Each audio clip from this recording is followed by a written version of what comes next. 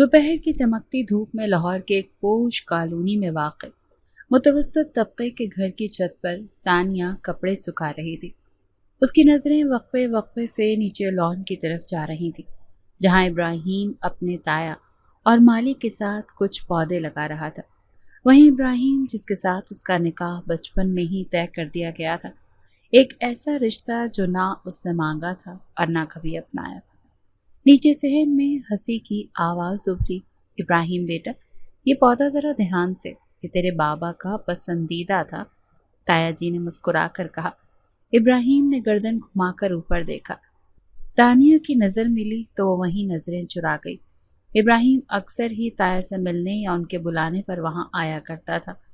اندر آ کر تانیہ نے فوراً موبائل اٹھایا اور اپنے کمرے کی کنڈی لگا لی۔ چند لمحوں بعد فون مل چکا تھا۔ ہیلو جان۔ دوسری طرف شاہزین کی مسکراہٹ چھلک پڑی۔ یاد تو آئی تھی نا؟ تانیہ بیڈ پر لیٹ گئی، بال کھلے ہوئے، چہرے پر شوخی۔ بہت زیادہ، اور تم بھی کوئی موقع نہیں چھوڑتے نا چھیڑنے کا۔ وہ ہنسی۔ یار، تم کب سیریس ہوگی اس رشتے کو لے کر؟ شاہزین کی آواز کچھ سنجیدہ ہو گئی تھی۔ تانیہ نے آنکھیں موند لی، جیسے اس سوال کا جواب خود اسے بھی معلوم نہیں تھا۔ ابراہیم، وہ صرف ایک بچپن کی کہانی ہے۔ میری زندگی کا فیصلہ اب میں خود کروں گی، کسی اور کی مرضی سے نہیں۔ تبھی دروازہ دھڑ سے کھلا، ماں اندر داخل ہوئی۔ تم کس سے باتیں کر رہی ہو تانیہ؟ تانیہ گھبرا گئی، فون چھپانے کی کوشش کی مگر دیر ہو چکی تھی۔ ماں نے جپٹ کر موبائل چھینا اور کان پر لگایا۔ کون ہو تم؟ وہ چلائیں، لیکن دوسری طرف کال کٹ چکی تھی۔ تمہیں شرم نہیں آتی؟ گھر بیٹھے بدنامی کے اسباب پیدا کر رہی ہو؟ اور اگلے ہی لمحے ایک زوردار تھپڑ تانیہ کے چہرے پر پڑا۔ وہ ساکت ہو کر ماں کو دیکھتی رہ گئی، آنکھیں نم اور جسم بے جان تھا۔ تمہارا نکاح ہو چکا ہے ابراہیم سے، بھول گئی؟ ماں کی آواز میں سختی تھی۔ یہ سب فضول تعلقات بند کرو۔ وہ موبائل لے کر کمرے سے نکل گئی۔ ابھی شام ڈھلنے لگی تھی جب ماں ابا کے کمرے میں داخل ہوئی۔ سنیے جی، بات کچھ سنجیدہ ہے۔ تانیہ ہاتھ سے نکلتی جا رہی ہے۔ ابا نے چونک کر بیوی کی طرف دیکھا۔ کیا ہوا؟ وہ سنجیدہ ہو گئے۔ ماں نے سارے حالات بیان کیے۔ میں چاہتی ہوں رخصتی جلد کر دی جائے۔ نکاح تو ہو ہی چکا ہے، اب مزید تاخیر نہیں ہونی چاہیے۔ ابا کچھ دیر سوچتے رہے۔ ابراہیم سنبھال پائے گا؟ سنبھال لے گا۔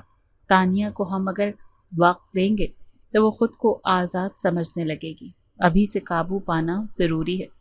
دوسری طرف تانیہ اپنے کمرے میں بند بستر پر منہ کے بل پڑی رو رہی تھی۔ دروازے پر ہلکی سی دستک ہوئی۔ چھوٹا بھائی ناصر آیا۔ باجی، امی نے کہا کھانے پر بلایا ہے، آ جائے۔ تانیہ نے کوئی جواب نہیں دیا۔ رات کے کھانے پر سب خاموش تھے۔ تانیہ کی آنکھیں سوجی ہوئی تھیں۔ ابراہیم بھی موجود تھا مگر خاموش اور محتاط۔ تایا نے نرمی سے پوچھا، بیٹا پڑھائی کیسی جا رہی؟ تانیہ نے بس سر ہلا دیا۔ ابراہیم بھی وہیں موجود تھا۔ اس نے ایک نظر اس کے چہرے پر ڈالی، کچھ کہنا چاہا مگر لب سلے رہے۔ ماں نے کھانے کے بعد بات چھیڑی۔ ہم نے فیصلہ کیا ہے تانیہ کی رخصتی اگلے مہینے کر دی جائے۔ میں نے بھائی بھابھی سے بھی بات کی ہے، انہیں کوئی اعتراض نہیں ہے۔ سب نے چونک کر ماں کی طرف دیکھا۔ تایا نے خوشی سے سر ہلایا۔ بہت اچھا فیصلہ ہے۔ ابراہیم کچھ بولنا چاہتا تھا مگر چپ رہا۔ تانیہ نے چمچ ہاتھ سے گرا دیا۔ میں رخصتی نہیں چاہتی۔ اس کا لہجہ بلند ہو گیا۔ آپ لوگوں نے پوچھا تک نہیں؟ میری زندگی ہے، میری مرضی۔ اس کا ہاتھ کانپ رہا تھا۔ ماں نے کرسی سے اٹھتے ہی دوسرا تھپڑ رسید کیا۔ بہت بولنے لگی ہے۔ ہم نے تمہیں لاوارث نہیں بنایا، نکاح کیا ہے وہ بھی عزت کے ساتھ۔ ابا نے نرمی سے ماں کو روکا۔ بس کرو، وقت یہی ہے کہ ہم سب مل کر اسے سمجھائیں۔ رات گئے تانیہ نے چپکے سے اپنی ڈائری نکالی، کچھ دیر قلم ہاتھ میں لے کر بیٹھ گئی، پھر لکھنے لگی۔ کھڑکی سے باہر دیکھتے ہوئے اس نے آسمان پر چمکتا چاند دیکھا۔ دل جیسے دو سمتوں میں بٹ چکا تھا۔ وہ راستہ جس پر والدین کھڑا کر رہے تھے اور وہ راستہ جو دل کا تقاضا تھا، مگر دونوں راستوں کے بیچ ایک سوال تھا کہ کیا میرا فیصلہ میری زندگی بدل دے گا یا برباد کر دے گا۔ نیچے لان میں ابراہیم ابھی بھی بیٹھا تھا، شاید کسی گہری سوچ میں۔ تانیہ نے اسے دیکھا کچھ دیر غور سے اور پھر پردہ کھینچ کر کھڑکی بند کر دی۔ ماحول ساکت تھا مگر ہوا میں تناؤ چھپا نہیں تھا۔ گھر میں ہر طرف خاموش تیاریاں چل رہی تھیں۔ तानिया के कमरे में नए जोड़े, जेवर, चूड़ियाँ और मेहंदी के सामान रखे जा चुके थे। वो खामोशी से एक कोने में बैठी सब देख रही थी, जैसे उसका वजूद वहाँ हो मगर मर्जी नहीं। तुम्हें समझ नहीं आ रहा या समझना नहीं चाहती? माँ की सख्त आवाज़ दरवाजे के पार से आई। 2 दिन बाकी, तुम अब भी यही जिद कर रही हो? तानिया ने सब्र खो दिया। क्या ज़बरदस्ती की शादी खुशी दे सकती है? उठकर दरवाजे की तरफ बढ़ी। आपको क्या लगता है किसी का दिल तोड़कर जो रिश्ता जोड़ेंगी वो चल जाएगा? माँ दरवाज़ा खोल कर अंदर आई। पीछे अब्बा भी थे। बस बहुत सुन लिया तुम्हारा। निकाह तुम्हारा बचपन में हो चुका, अब सिर्फ रुखसती है। तोड़ दें वो निकाह। तानिया चीखी। अदालत भी इसकी इजाज़त देती है। अदालत? बाप का चेहरा सुर्ख हो गया। तुम अब हमें अदालतें लेकर जाओगी?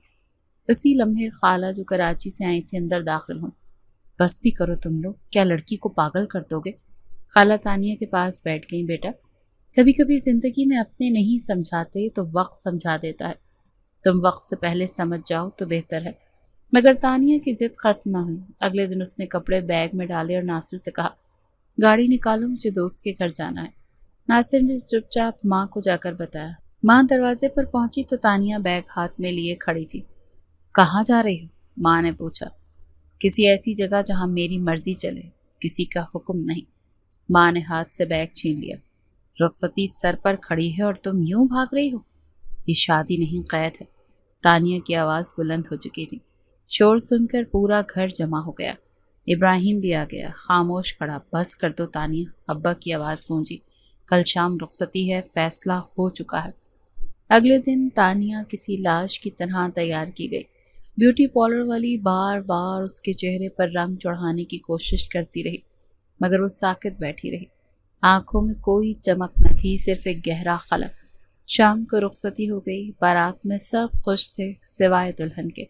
तानिया के चेहरे पर नागवारी, आंखों में बगावत और दिल में शिकस्ता सुकूत था। गाड़ी में बैठते ही उसने रुख खिड़की की तरफ कर लिया। इब्राहिम चुपचाप साथ बैठा रहा, एक लफ्ज़ न कहा।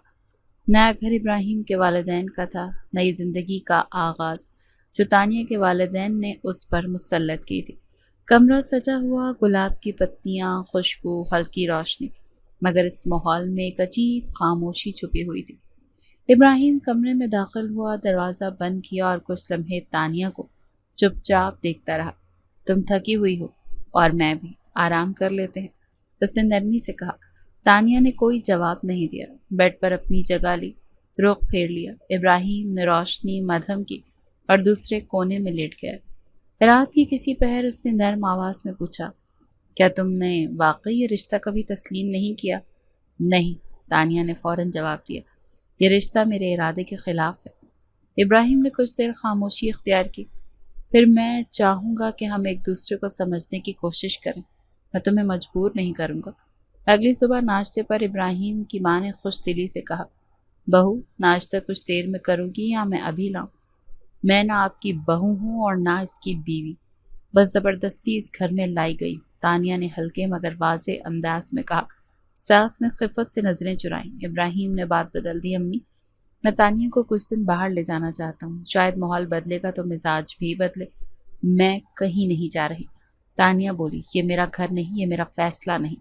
दोपहर को इब्राहिम बाहर गया। तानिया ने अपने मोबाइल में कुछ नंबर्स चेक किए, फिर बंद कर दिया।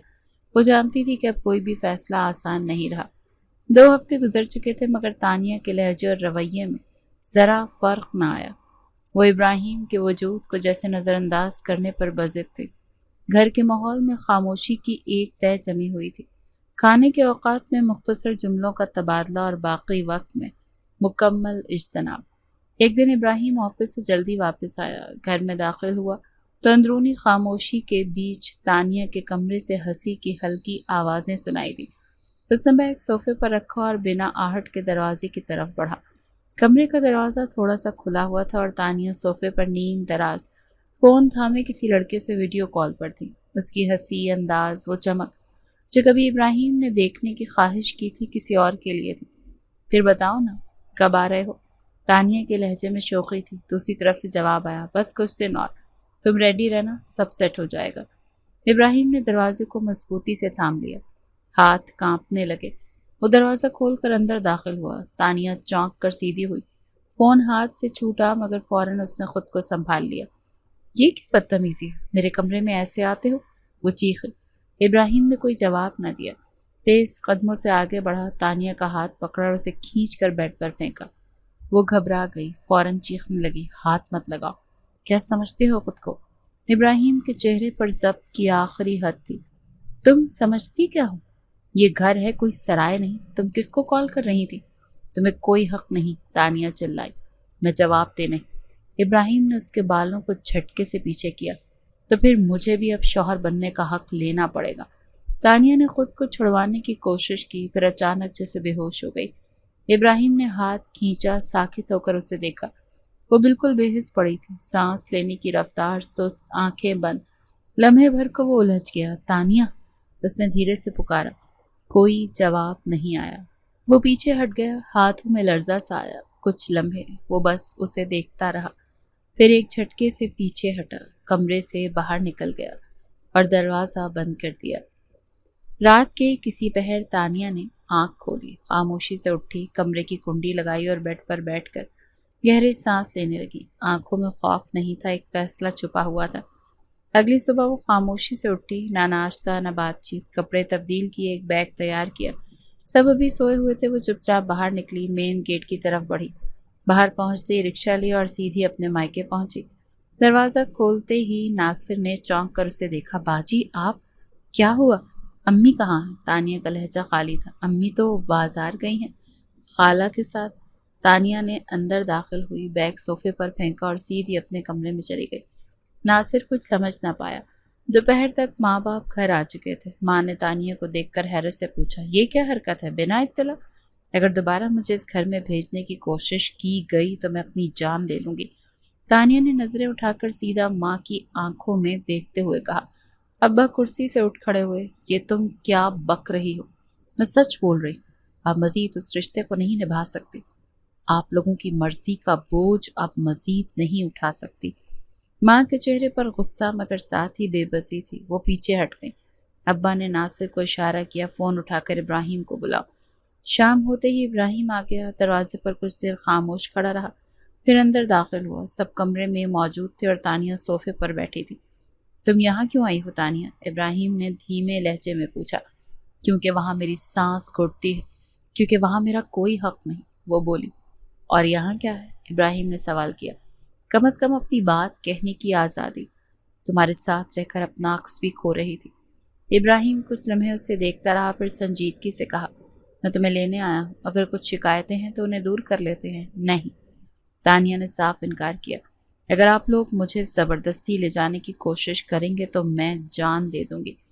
یہ جملہ سب کے لیے ایک دھچکا تھا۔ ماں کی آنکھوں میں آنسو، باپ کا چہرہ سپاٹ۔ ابراہیم نے سانس بھری اور خاموشی سے پلٹ گیا۔ دروازے سے نکلتے وقت اس نے ایک آخری بار تانیہ کو دیکھا، مگر وہ نظریں چرا چکی تھی۔ اب یہ رشتہ زخم بن چکا تھا، جس پر مرہم بھی اب تکلیف دے رہا تھا۔ تانیہ کا فیصلہ حتمی تھا، وہ مائکے آ چکی تھی اور اب کسی دباؤ میں واپس جانے کو تیار نہیں تھی۔ گھر کا ماحول سنجیدہ تھا، ماں کی خاموشی، باپ کی پریشانی اور ناصر کی الجھن، مگر تانیہ کے رویے میں کوئی نرمی نہیں آئی۔ دوپہر کو شاہزین نے کال کی۔ اب بہت ہو گیا تانیہ، کب تک یوں سہتی رہو گی؟ نکل آؤ اس جال سے، میں ہوں نا تمہارے ساتھ۔ نکلنے کا مطلب کیا ہے تمہارے نزدیک؟ تانیہ نے موبائل ایک ہاتھ میں پکڑتے ہوئے پوچھا۔ بھاگنا؟ ہاں، اور کیا؟ تمہیں جب رخصت کر دیا گیا تمہاری مرضی کے خلاف، تو اب تمہارے پاس بھی یہی حق ہے کہ تم خود فیصلہ کرو۔ میرے ساتھ چلو، ہم شہر چھوڑ دیتے ہیں۔ تانیہ تھوڑی دیر خاموش رہی، پھر کہا، میں کسی اور کے نکاح میں ہوں۔ یہ تعلق ختم کیے بغیر کسی اور سے کوئی اور رشتہ جوڑنا میرے اصولوں کے خلاف ہے۔ اصول؟ شاہزین ہنسا۔ تم اب بھی اصولوں کی بات کر رہی ہو؟ تمہارے ساتھ تو زبردستی ہو چکی، وہ رشتہ کیا رہ گیا ہے؟ رہ گیا ہے یا نہیں یہ فیصلہ میں نہیں کر سکتی۔ جب تک قانونی طور پر ختم نہیں ہوا تم یہ بات کیوں نہیں سمجھتے؟ تانیہ نے فون بند کر دیا۔ اگلے دن ماں نے بات چھیڑی۔ دیکھو تانیہ، ہم تمہارے ساتھ ہیں، مگر ایسے کب تک چلے گا؟ جب تک ابراہیم خود اس رشتے کو ختم نہ کرے۔ تانیہ نے جواب دیا۔ ابا نے گہری سانس لی۔ وہ تو آیا تھا تمہیں لینے، مگر تم نے خود ہی منع کر دیا، کیونکہ میں زبردستی واپس نہیں جانا چاہتی۔ اگر وہ سمجھتا ہے کہ یہ رشتہ اب نہیں چل سکتا تو وہ خود چھوڑ دے، عزت سے، طریقے سے۔ شام کو وہ پرانے کالج گروپ میں ایک میسج کرتی ہے، کسی کا کوئی وکیل جاننے والا ہے جو خلا کے بارے میں مشورہ دے سکے؟ فہد، اس کا کلاس فیلو، میسج کرتا ہے، کیا واقعی تم اتنی سنجیدہ ہو؟ ہاں، مجھے اپنی زندگی اپنے طریقے سے گزارنی ہے، وہ لکھتی ہے۔ فہد ایک نمبر شیئر کرتا ہے، یہ میرا کزن ہے، وکیل ہے، تم چاہو تو رابطہ کر سکتی ہو۔ تانیہ سوچ میں پڑ جاتی، خلا کا لفظ اس کے لیے نیا نہیں، مگر اب حقیقی صورت اختیار کر چکا تھا۔ اگلے دن وہ وکیل سے فون پر بات کرتی ہے، میری شادی کو 3 ہفتے ہوئے ہیں، میں اپنی مرضی سے اس رشتے میں نہیں آئی، کیا میں خلا کا دعویٰ کر سکتی ہوں؟ جی بالکل، اگر آپ کی مرضی شامل نہ ہو تو خلا کی گنجائش ہے، مگر کچھ شواہد اور وجوہات کی ضرورت ہوگی، وکیل نے سمجھایا۔ تانیہ نے موبائل بند کیا۔ خلا کی راہ اختیار کرنے کا مطلب ایک نیا دائرہ، ایک نیا امتحان، مگر ابراہیم جیسے شخص کے ساتھ زندگی کا تصور بھی اسے اب بوجھ لگتا تھا۔ رات کو کمرے میں بیٹھی وہ اپنی ڈائری کھولتی اور چند سطور لکھتی ہے۔ نیچے ناصر آیا، باجی، ابا نے کہا ہے کل ابراہیم دوبارہ آ رہا ہے بات کرنے۔ تانیہ نے سر ہلایا، اس بار صرف سننے آ رہا ہوں تو ٹھیک ہے، ورنہ جواب وہی ہوگا۔ ناصر نے کچھ کہنا چاہا، پھر رک گیا۔ اگلی صبح تانیہ چھت پر دھوپ میں بیٹھی تھی، وہ اس رشتے سے نکلنا چاہتی تھی، مگر اپنی عزت کے ساتھ، اور سب سے بڑھ کر اب شاہزین کا چہرہ اسے بیزاری دیتا تھا۔ وہ اب کسی کے ساتھ بھاگنے کا نہیں، اپنے فیصلے کے ساتھ مضبوطی سے کھڑے ہونے کا ارادہ رکھتی تھی۔ صبح سویرے تانیہ حسب معمول موبائل لے کر بیٹھی، فیس بک چیک کر رہی تھی کہ ایک انجان آئی ڈی سے میسج آیا، شاہزین تمہیں تباہ کر دے گا، ہوش سے کام لو، وہ لڑکیوں کو ورغلا کر بیچتا ہے۔ پھر ایک اور میسج آیا، تمہارے بعد وہ ایک اور لڑکی کو ٹریپ کر رہا ہے، ہوش میں آ جاؤ، وہ تمہارا خیر خواہ نہیں، صرف استعمال کرنا جانتا ہے۔ تانیہ کی پیشانی پر بل پڑ گئے۔ اس نے آئی ڈی چیک کی، مگر کچھ خاص معلوم نہ ہو سکا۔ فوراً ذہن میں ایک ہی نام آیا، رابعہ، وہی پرانی کلاس فیلو جس سے اس کا مقابلہ رہا تھا اور جو شاہزین سے دوستی کی دعوے کرتے تھے۔ اب یہ رابعہ اتنی نیچے گرنے لگی ہے، کچھ ہاتھ نہیں آیا تو کردار کشی پر اتر آئی۔ تانیہ نے موبائل بند کرتے ہوئے سوچا، دن کے وقت وہ شاہزین سے ایک کافی شاپ پر ملی۔ یہ ملاقات اس کی خواہش پر نہیں بلکہ اس کی ضد پر ہوئی تھی۔ وہ کچھ واضح کرنا چاہتی تھی، مجھے تمہاری یہ زبردستی پسند نہیں، اور جو پیغامات آ رہے ہیں وہ کیا ہیں؟ کیا واقعی تمہارا ماضی صاف ہے؟ تانیہ نے سیدھا سوال کیا۔ شاہزین نے ہنسی چھپاتے ہوئے کہا، تم واقعی ان باتوں پر یقین کر رہی ہو؟ یہ سب بکواس ہے، رابعہ کی حرکتیں، وہ ہمیشہ تم سے جلتی رہی ہے۔ کیا تمہارا کسی لڑکی کے ساتھ ایسا کوئی معاملہ رہا ہے؟ تانیہ نے دوبارہ پوچھا۔ نہیں، بالکل نہیں، صرف تم ہو اور تم ہی رہو گی، اس نے یقین دلانے کی کوشش کی۔ تانیہ کی الجھن کم نہ ہوئی، مگر وہ مزید کچھ نہ بولی۔ ملاقات کے اختتام پر وہ باہر نکلنے ہی تھے کہ ایک کار ان کے قریب آ کر رکی۔ ڈرائیونگ سیٹ پر ابراہیم بیٹھا تھا، وہ اپنے آفس کولیگز کے ساتھ پاس والے ریسٹورانٹ میں آیا ہوا تھا۔ نظر تانیہ پر پڑتے ہی اس کی نظریں ایک لمحے کو ساکت ہو گئیں، پھر وہ مٹھیاں بھینچ کر خاموشی سے وہاں سے نکل گیا۔ شام کو تانیہ اپنے کمرے میں بیٹھی تھی جب دروازہ زور سے بجا۔ اس نے دروازہ کھولا تو ابراہیم سامنے آ کر کھڑا ہوا، چہرہ تناؤ میں۔ کیا یہ تمہارا نیا اصول ہے؟ اب تم سڑکوں پر بھی ان کے ساتھ گھومو گی؟ اس کی آواز میں دبی ہوئی آگ تھی۔ تمہیں کوئی حق نہیں میرے کمرے میں آنے کا، تانیہ نے فوراً جواب دیا۔ میں تمہارا شوہر ہوں، چاہوں تو بہت کچھ کر سکتا ہوں، مگر ابھی صرف ایک بار تنبیہ دینے آیا ہوں۔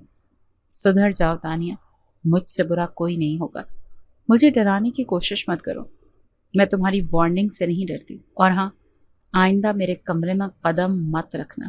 ابراہیم نے اس کی آنکھوں میں دیکھا، ایک لمحے کو خاموش ہوا، پھر مڑا اور کمرے سے باہر نکل گیا۔ دروازہ دھڑ سے بند ہو گیا۔ رات کو وہ اپنے کمرے میں بیٹھا تھا، لیپ ٹاپ پر آفس کی پریزنٹیشن تیار کر رہا تھا، مگر ذہن بار بار وہی منظر کھینچ لاتا، تانیہ اور شاہزین کی ایک ساتھ موجودگی، مسکراہٹیں، انجان رابطے۔ دوسری طرف تانیہ کمرے میں مسلسل موبائل دیکھ رہی تھی، دل میں ایک عجیب سا شک بیٹھ گیا تھا، مگر وہ خود کو تسلی دے رہی تھی، اگر رابعہ واقعی جھوٹ بول رہی ہے تو ثبوت کیوں نہیں دیتی؟ اسی لمحے ایک اور انجان نمبر سے ویڈیو کلپ موصول ہوا، ایک لڑکی رو رہی تھی اور بس منظر میں شاہزین کی آواز سنائی دے رہی تھی، تم اب جا نہیں سکتی، میں نے تم پر خرچ کیا ہے، اب تم میری ہو۔ تانیہ نے ویڈیو بند کی، کچھ لمحے آنکھیں بند رکھیں، پھر فون بند کر کے تکیے کے نیچے رکھ دیا۔ کچھ سوالوں کے جواب شاید آنے لگے تھے، مگر ابھی وہ کچھ بھی ماننے کے لیے تیار نہیں تھی۔ ابراہیم کا غصہ، شاہزین کی صفائیاں اور ربیہ کی دشمنی سب مل کر ایک الجھی ہوئی تصویر بنا رہے تھے جسے صاف ہونے میں وقت لگنا تھا۔ ابراہیم کے ذہن میں ایک ہی سوال بار بار گونج رہا تھا، آخر شاہزین کون ہے؟ اس کا اصل چہرہ کیسا ہے؟ وہ صرف ایک بوائے فرینڈ نہیں ہو سکتا جو اتنے دعوے کرتا ہے، جو ایک شادی شدہ عورت کو اپنے ساتھ بھگانے کے لیے تیار ہے۔ بات معمولی نہیں تھی اور ابراہیم نے فیصلہ کیا کہ وہ اس کے بارے میں سب کچھ معلوم کرے گا۔ 2 دن کی کوشش کے بعد وہ ایک پرانے جاننے والے کے ذریعے شاہزین کا ریکارڈ نکلوا چکا تھا۔ سامنے آنے والی تفصیلات نے اس کے قدم جما دیے۔ شاہزین کے نام 2 جعلی نکاح نامے، ایک لڑکی کی گمشدگی میں مشتبہ کردار اور ایک NGO کی شکایت درج تھی جو لڑکیوں کو ورغلا کر بیرون ملک بھیجنے کے متعلق تھی۔ ابراہیم نے اپنے فون میں سب کچھ محفوظ کیا، تصاویر، ویڈیوز، شکایات کے کاغذات، سب کچھ۔ لیکن اسے معلوم تھا کہ صرف دکھانا کافی نہیں ہوگا، کیونکہ تانیہ دیکھنے سے پہلے ہی انکار کر دے گی۔ اسی رات وہ تایا کے گھر گیا، سب سو چکے تھے۔ دروازہ ناصر نے کھولا۔ ابراہیم نے صرف اتنا کہا، تانیہ سے کچھ ضروری بات کرنی ہے۔ ناصر نے جھجکتے ہوئے دروازہ کھٹکھٹایا۔ تانیہ نے دروازہ کھولا اور ابراہیم کو سامنے دیکھ کر اس کے تیور بدل گئے۔ کیا بات ہے؟ اب کیوں آئے ہو؟ صرف 5 منٹ، نہ زیادہ نہ کم، ابراہیم نے سنجیدگی سے کہا۔ میں سننے کے موڈ میں نہیں ہوں۔ تانیہ دروازہ بند کرنے لگی۔ تمہارے بوائے فرینڈ کے بارے میں ہے، شاید تمہاری دلچسپی ہو۔ ابراہیم نے جیب سے موبائل نکالا اور اسکرین اس کے سامنے کی۔ تانیہ رک گئی۔ ایک ویڈیو چل رہی تھی جس میں شاہزین کسی لڑکی سے سخت لہجے میں بات کر رہا تھا۔ تم اب جا نہیں سکتی، میں نے سب پیسے دیے، اب تم میرے لیے کام کرو گی۔ تانیہ کی آنکھیں پھیل گئیں۔ یہ جعلی ہو سکتی ہے، ایڈیٹڈ۔ ٹھہرو، اور بھی ہیں۔ ابراہیم نے دوسری ویڈیو چلائی۔ ایک پولیس افسر کا بیان، شاہزین کے خلاف 3 شکایتیں درج ہیں، لڑکیوں کو بلیک میل کرنے اور پیسوں کے بدلے ملک سے باہر بھیجنے کے حوالے سے۔ پھر ایک تصویر سامنے آئی جس میں شاہزین اور ایک لڑکی ہوٹل کی لابی میں بیٹھے تھے، ساتھ تاریخ اور وقت، وہی تاریخ جب شاہزین نے تانیہ کو کہا تھا کہ وہ شہر سے باہر جا رہا ہے کسی فیملی میٹنگ کے لیے۔ یہ سب تمہاری سازش تاکہ میں بدزن ہو جاؤں، تانیہ چیخی۔ ابراہیم نے طنزیہ ہنسی۔ ہاں، میں اتنا فارغ ہوں کہ تمہیں بدزن کرنے کے لیے پولیس رپورٹ، ویڈیو کلپس اور تصویریں ایڈٹ کر کے لے آیا ہوں۔ اتنی محنت صرف تمہیں خراب کرنے کے لیے۔ تانیہ خاموش ہو گئی۔ کچھ لمحے گزرے، اس کی آنکھوں میں وہی ویڈیو کلپ گھوم رہی تھی۔ کیا تم اب بھی اس پر اعتبار کرو گی؟ ابراہیم نے آہستہ سے پوچھا۔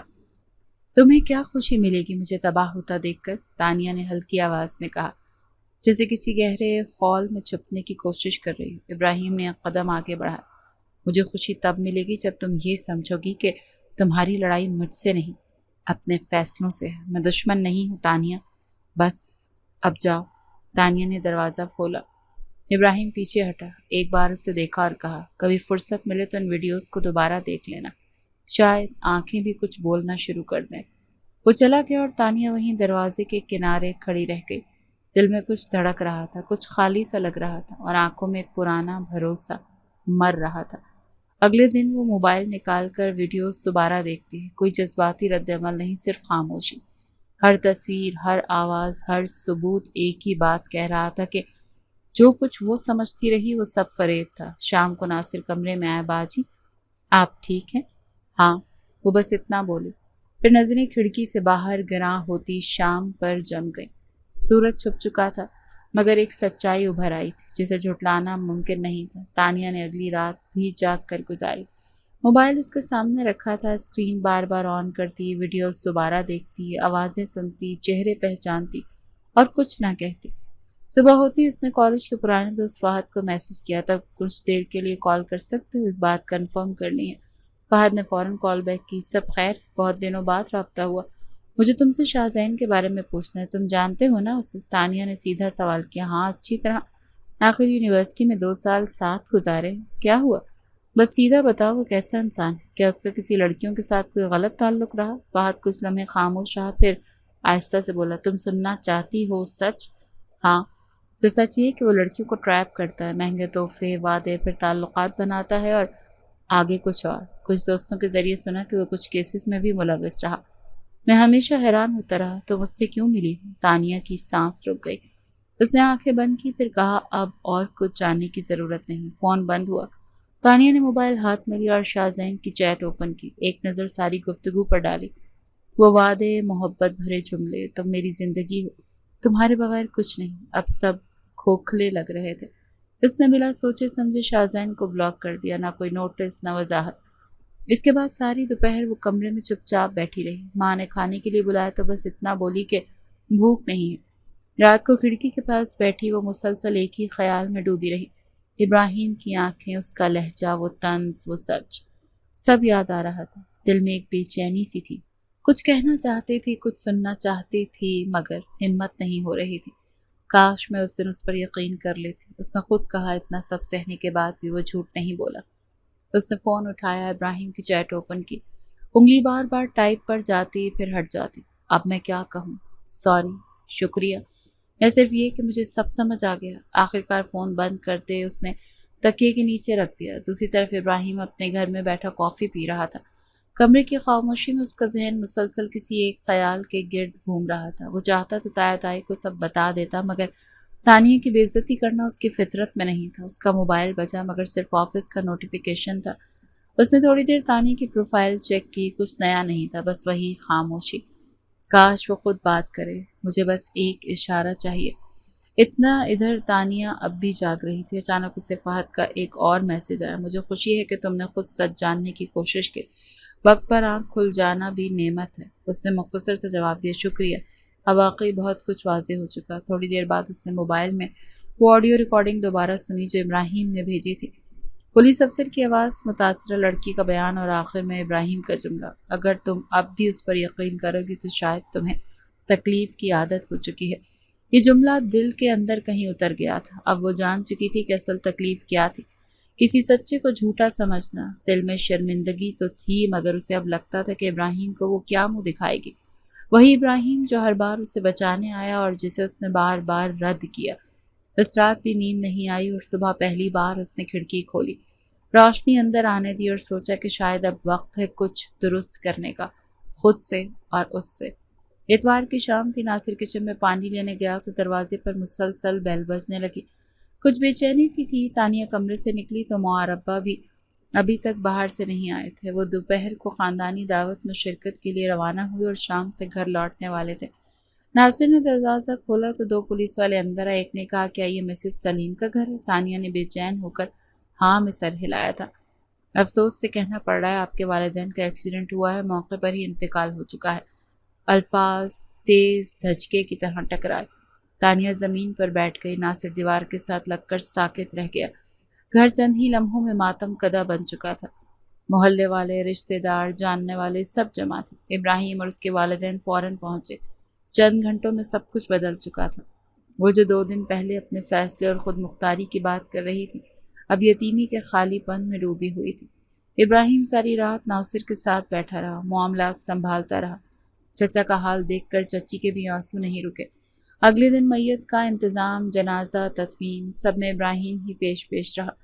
تانیہ ہر منظر میں بس خاموش کھڑی تھی، جیسے صدمے کی تہ میں جا چکی ہو۔ 40ویں تک تانیہ کا گھر ہی مرکزی جگہ بن گیا۔ ابراہیم نے خود کو مکمل طور پر اس خاندان کی ذمہ داری سمجھ لیا۔ تانیہ کسی سے بات نہیں کرتی تھی، مگر ابراہیم جب کمرے میں آتا تو ایک نظر اٹھا کر اسے ضرور دیکھتی تھی۔ 40ویں کے اگلے دن چچی نے بات چھیڑی، بیٹا اب تم واپس چلو، اس گھر میں اکیلے کیسے رہو گی؟ ابراہیم بھی بولا، میں لینے آیا ہوں، سب تیار ہے، تمہارا کمرہ سب کچھ ویسا ہی ہے۔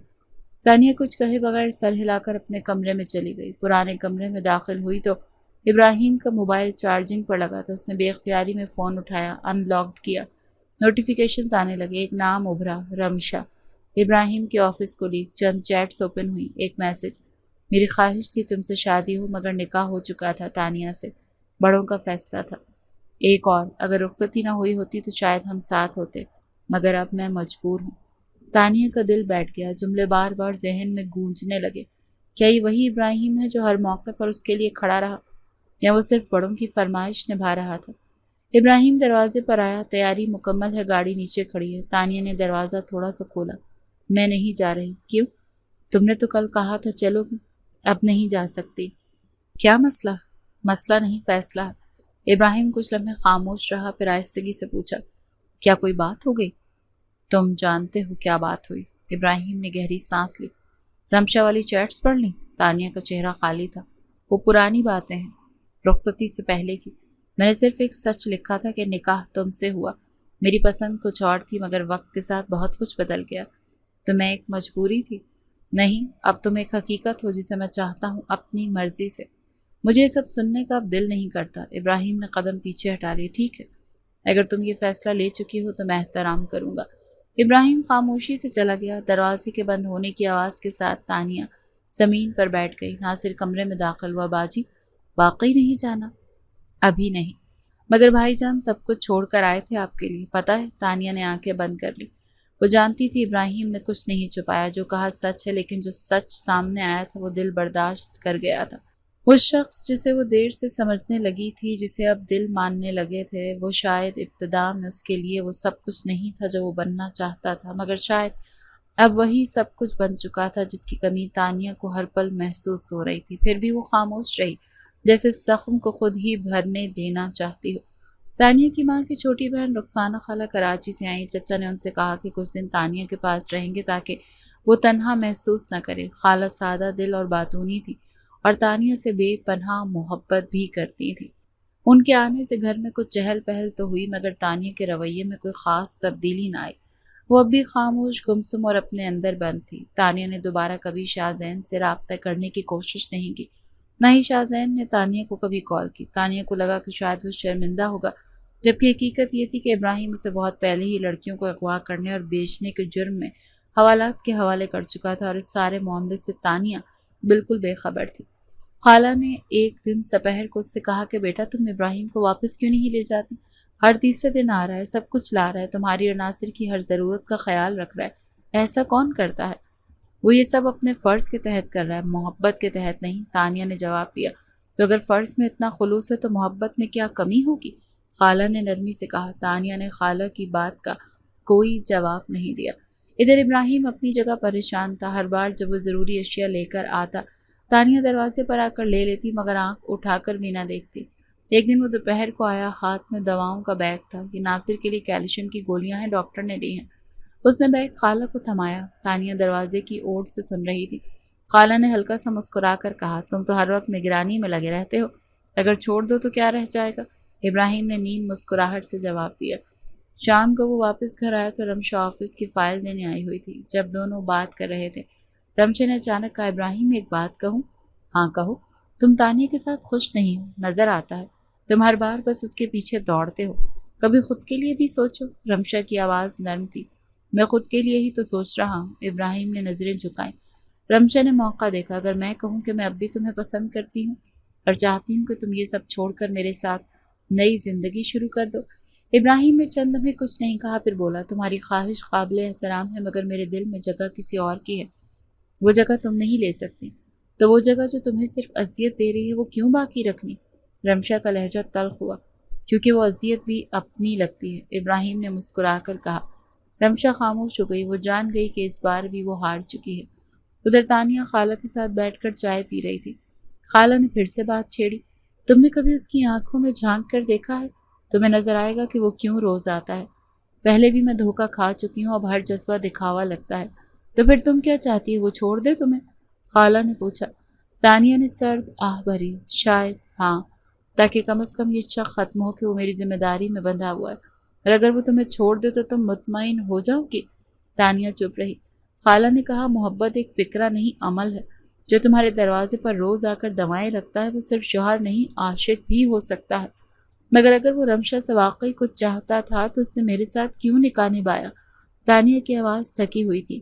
خالہ نے نرمی سے کہا، انسان وقت کے ساتھ سیکھتا ہے، شاید وہ شروع میں الجھا ہوا تھا، مگر اب وہ واضح ہے، اور تم اب بھی ادھوری ہو۔ اس رات تانیہ نے ابراہیم کے دیے ہوئے بیگ سے ایک دوا نکالی، ہاتھ میں پکڑ کر کچھ دیر سوچتی رہی، پھر موبائل اٹھا کر اس کی چیٹ اوپن کی، کئی دفعہ کچھ ٹائپ کیا، پھر ڈیلیٹ کر دیا۔ آخر کار اس نے صرف اتنا لکھا، پیسے رکھ لیا کریں یا میں خود لے لیا کروں گی۔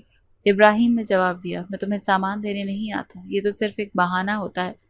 تانیہ نے موبائل بند کر دیا۔ اس کے اندر ایک جنگ چل رہی تھی، محبت اور ذمہ داری میں فرق تلاش کرنا آسان نہیں تھا۔ مگر شاید اب وقت آ گیا تھا کہ وہ خود کو کسی ایک طرف جھکا دے، مگر وہ ابھی بھی وہی سوال لیے خاموش تھا۔ رات کافی ہو چکی تھی، خالہ اپنے کمرے میں جا چکی تھی اور ناصر نیچے والے کمرے میں سو رہا تھا۔ تانیہ کچن میں کچھ پانی لینے آئی تو ابراہیم بھی سامنے آ گیا۔ اس کے ہاتھ میں ایک بیگ تھا جو وہ میز پر رکھ رہا تھا۔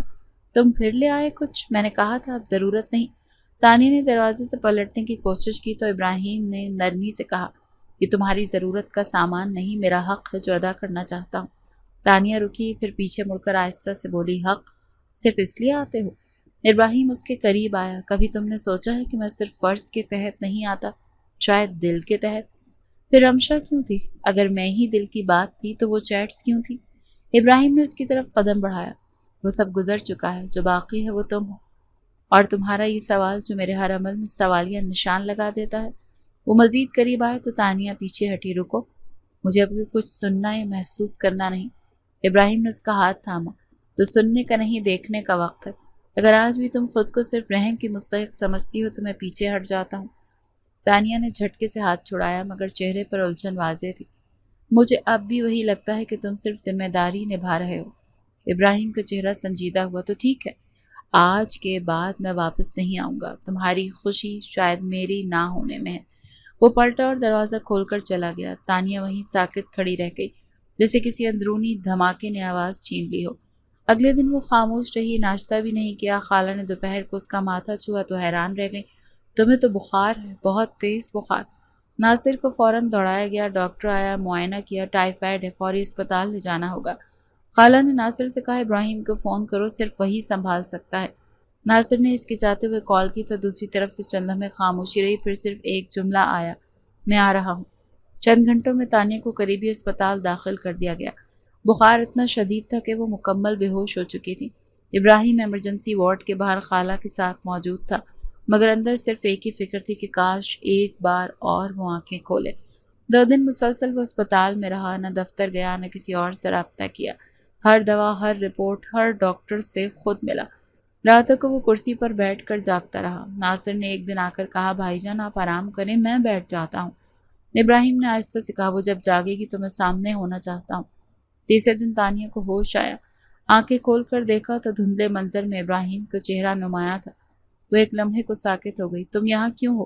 وہ مدھم آواز میں بولی۔ کیونکہ تم یہاں ہو۔ ابراہیم نے پانی کا گلاس تھمایا۔ میں ٹھیک ہو گئی ہوں، اب جا سکتے ہو۔ تانیہ نے رخ موڑ لیا۔ جب تم خود چلنے لگو گی تب جاؤں گا۔ ابراہیم کی آواز پرسکون تھی۔ اگلے دن ڈاکٹر نے ڈسچارج کا کہا۔ ابراہیم نے خود کاغذات مکمل کی اور تانیہ کو لے کر گھر آیا۔ وہ نڈھال تھی مگر ہر چیز خود سنبھالنے کی کوشش کر رہی تھی۔ رات کو خالہ نے کہا، ابراہیم تم آج یہیں رک جاؤ، دوائیاں وقت پر دینی ہیں۔ ابراہیم نے ایک نظر تانیہ پر ڈالی جو کچھ بولی نہیں، بس کمرے میں جا کر لیٹ گئی۔ وہ صوفے پر بیٹھا رہا، ہر گھنٹے بعد جا کر اس کی طبیعت دیکھتا رہا۔ ایک وقت ایسا بھی آیا جب تانیہ نے نیم خواب میں پکارا، پانی۔ ابراہیم فوراً پانی لے کر پہنچا، گلاس اس کے لبوں سے لگایا۔ وہ کچھ نہ بولی، بس خاموشی سے پی کر دوبارہ سو گئی۔ اگلی صبح جب آنکھ کھلی وہ خود کو ابراہیم کے پہلو میں سوتا پایا، دونوں بے خبر، قریب، بے آواز۔ وہ فوراً اٹھ گئی، چہرہ جھکا لیا۔ ابراہیم بھی چونک کر اٹھا مگر کچھ نہ کہا۔ خاموشی کا وہ لمحہ گویا بہت کچھ کہہ گیا۔ اب یہ مزاحمت نہیں رہی تھی، نامکمل محبت، کچھ درمیان میں، کچھ بے نام، مگر آغاز ہو چکا تھا۔ بارش شدت سے برس رہی تھی۔ تانیہ کو چھت پر سوکھے کپڑے یاد آنے پر جھٹ سے چپل پہنی اور سیڑھیاں چڑھنے لگی۔ ابراہیم کمرے میں بیٹھا لیپ ٹاپ پر کام کر رہا تھا جب اچانک ایک زور کی چیخ سنائی دی، آہ! وہ فوراً باہر نکلا، سیڑھیاں چڑھ کر اوپر پہنچا تو تانیہ زمین پر گری ہوئی تھی، پیر مڑا ہوا تھا، چہرہ بارش میں بھیگا، کپڑے کیچڑ سے لت پت۔